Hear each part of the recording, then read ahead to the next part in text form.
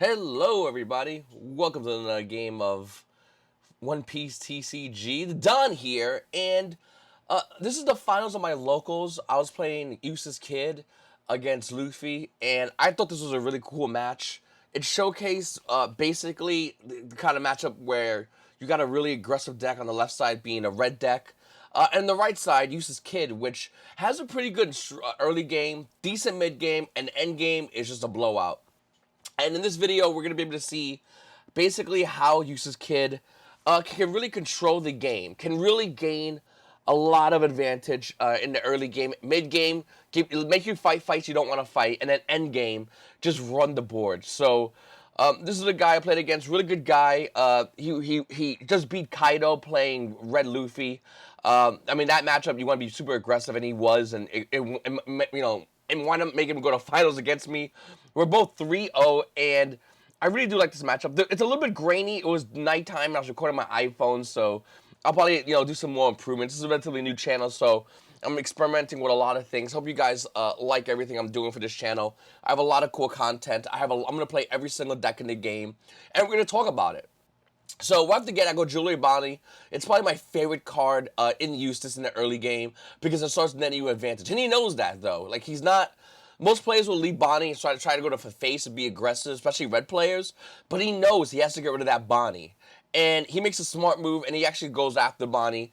He does go Nami right out the gate, so he's going to be able to look at the top 5 cards and get some cycling going, which is really cool for him. And I'm trying to basically figure out, okay, what are you adding? What are you doing? He adds a 5-drop Luffy, so I don't have to deal with that in the mid game. And these are things you gotta, like, when I'm playing against my opponent, I'm trying to, in my mind, remember, he has a 5-drop Luffy. That one has rush. He's gonna be aggressive. He just dropped Zoro. That has rush. That's aggressive. And once again, I'm saying to myself, please go for the face. But he's smart. No, he's going for Jewelry Bonnie. He's gonna take that Bonnie out. Then he's gonna go swing it directly with Zoro. And you know what? I'm gonna take the prize. I could have probably have blocked it, but I just lost my Bonnie. I gotta be more conservative. I'm now on my 5 with Don, so I'm trying to figure out how to make the best mid game. My hand isn't insane. It's about an average hand at best, but it doesn't really have too many crazy things. But it's a good indication of how the deck works. Hey, listen, you're not always gonna have the best cards in the hand, but mid game you're gonna be okay when you're playing Eustass. I think Eustass is one of the best decks for this, where you don't really have terrible hands, you don't have amazing hands all the time. They're about average mostly, unless your opponent leaves you with like a red bond, like a Bonnie on board. Then you're just gonna get value for days. So I'm over here calculating my Don. I'm trying to figure out my next move. Because obviously I know the 5-drop Luffy's coming down, and now I'm going to have to deal with that Zoro. I'm going to have to deal with that Luffy. It's going to be problematic. I could have swung in with my kid. Now I'm thinking about it in retrospect, just as Zoro, and I want to doing that right now. I dropped Okiku a little bit earlier. You really want to just, I mean, in this situation, I should have swung in, saw what happened, and then responded. I do have 2 available Don. He wants to letting that go through, which blows my mind, because I'm thinking to myself, anything he has in hand counter-wise, he's saving Zoro, and I got to deal with 2 aggressive green, aggressive red rush attackers. Not feeling so good, but he let it go through. And now he's setting up. So it's really interesting because, once again, when you're playing red, you want to be as humanly aggressive as possible. You don't want your opponent to go to endgame. That's where your opponent is at maybe a fatal or 1 life. But you know what? He's still setting up. He's still building his board. He has that Nami, which is a problem. And I know it's a problem. It's kind of like Jewelry Bonnie, except Nami's for red is more of an aggressive version of Jewelry Bonnie, where it adds Rested Dawn. His Luffy has Rested Dawn. And that's problematic. So now I know his Luffy is 7k. He's swinging at me with his 5-drop Luffy. And this is the thing I have to, once again, as a green player, you have to realize your life at this point is a resource in this matchup until you face red, and then you're at death's door all the time because they can like rush you in 1 turn. If you don't have the cards, you're gonna lose that game quickly. You're gonna blink, it's over. So you gotta be really careful about these red decks. And yeah, let me know what deck you guys want me to see, want me to play next on my on this channel. I have just about every single deck in the game. I'm missing a couple of cards for blue. I'm waiting for all that in the mail. But I have red. I have Kaido. I have a locals today. I might do Kaido, and I'll have a video probably about that. But green's been insane for me. I'll have this build coming up on the channel as well. This is a great build of green. I think this is the best build for anybody that's going to a locals for the first time. This is my first locals playing constructed One Piece. So, I'm still getting the hang of it. I'm still learning. And I think we all are. So really cool stuff. All right. So I'm gonna swing with Okiko immediately, just to get rid of his Nami on board because that Nami's problems. I'm gonna go ahead and swing with my Eustass. It's gonna drop him down on life, and that's really cool. And now I'm just trying to figure out what I'm gonna do. I'm gonna go ahead and just drop the 7-drop blocker, Captain Kid. So that will hopefully put his Luffy at bay. Hopefully. Now, once again, this is where the 7-drop uses Captain Kid is most vulnerable. The second it touches down, that's when it's most vulnerable. Because I mean, every turn after that, it gets better. But the turn you drop it down, I mean, it's you know how much Don you're banking a lot on a blocker, on a 7K blocker, and that 7K blocker gets better the following turn. So you're gambling a lot here. Now, I'm hoping he sets up, and I think that's what he's doing. He's going to go ahead and go into a Sanji. He's going to start rushing a Sanji. He's going to use his effect on Nami. He still has the Luffy effect as well. So once again, it's this is the kind of thing about Red that's really scary because they can rush you real quickly. And even though we have a 7-drop Eustass Kid, we're not out of the woodworks. Like, we're still in a really rough spot. And that's something that as a One Piece player, you always gotta realize with Red. And I might do another video discussing Red, or maybe I'll just play Zoro and show you guys. You want to be aggressive as much as you can. And the more aggressive you are, the more better the outcome of the game is, obviously, for you, because your opponent won't see 7 to 8s. And I think that's what he's worrying about. I think he's setting up, in case I do drop my 8, he's kind of trying to, he's putting that 1 blocker chopper up there. He's getting his Nami set up. He has 2 ways to swing. His board state is looking really good, to be honest with you. He has his defense, he has his setup, and of course, he has 2 aggressive cards. So he's going to put 1 Don on that Luffy, making it 7. I believe it's 7. I'm not. I think it's a 5/6. I'm gonna go ahead and save some of my cards. I'm gonna go ahead and block one of his cards, and I'm gonna take a life. He's gonna swing directly, and I'd rather take the life and keep my 7 on board. I'm more okay with that. I don't have to give any cards in hand, and I go down to 3 life. He's at 3 life as well, so I'm okay with being even near the end game against a red deck on life, and that's totally fine by me. So once again, I'm dropping 8-drop Eustass Kid, and now this is where things get a lot fun. Once again, I'm not out of the woodwork yet again, because when you drop 8-drop Eustass Kid, it's still vulnerable, but it puts him in a really bad position because now I'm basically showing him a board state that has 2 ideally 2 blockers, and he's in a really bad spot. Now I have 1 Don available. I'm looking at my hand. I can use Eustass' ability, but that 1 Don has to now go to either on A, Eustass, or B, the 7-drop Eustass. So 8 or 7-drop Eustass. And I'm going to go ahead and use his ability and, drop some cards down. So I start creating my board state up a little bit. I'm going to go bring up Ezio just to tap some of his cards to put his blocker, tap this blocker out. And now I'm going to start building my board. I got Ezio. She's in there. I'm going to start being a little bit more aggressive. And another cool thing is I have, I'm trying to remember her name. What's her name? It's Ezio. Okiku. And for anyone who doesn't know, Okiku for 1 Don, when attacking, rest 1 of your opponent's characters with a cost of 5 or less. So my Okiku could put his blocker in check, and I really like that a lot. Just because now I have a way to stop his blocker. I can even get rid of his blocker in case he puts another blocker up on board. Okiku could hopefully check that, and now my Okiku just existing slows him down.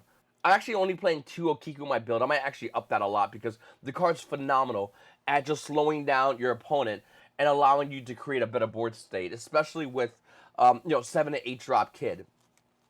So I have Kid. I have the 7-drop Kid, and I have the 8-drop Kid. 8-drop Kid does not have any Don on it, so that's not good. But he's in a bad spot. But look at this.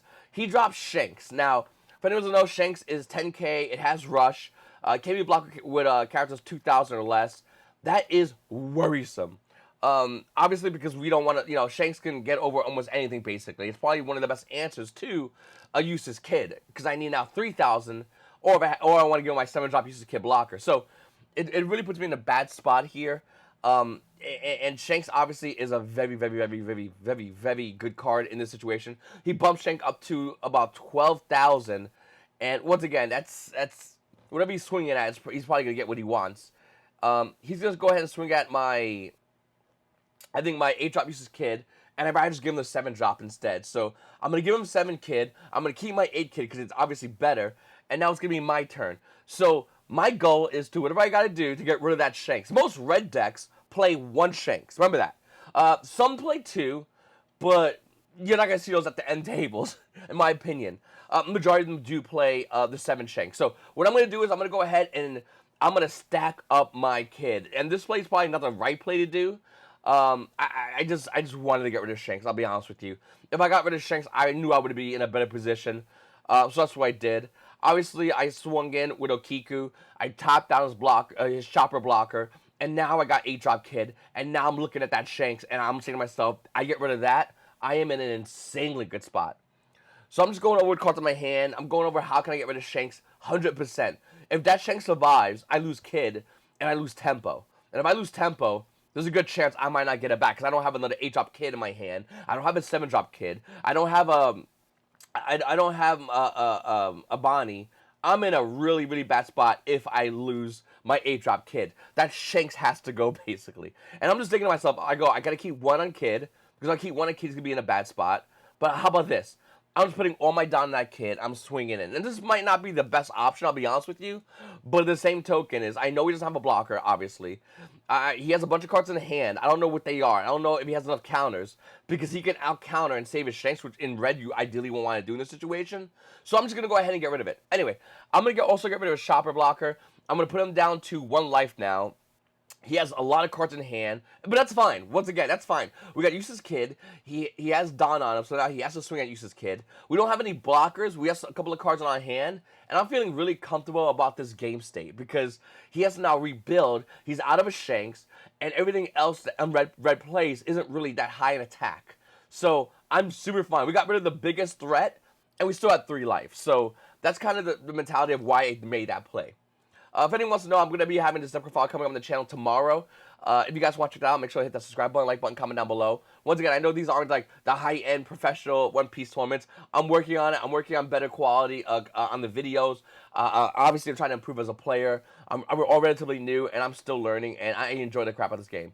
He's going to drop a 1-drop Nami, and that, 1-drop Nami, like I said, it's kind of like Bonnie, where if you ignore it, it can be a pain. Especially teaming up with Luffy. That's putting 2K on anything for free. That's very worrisome.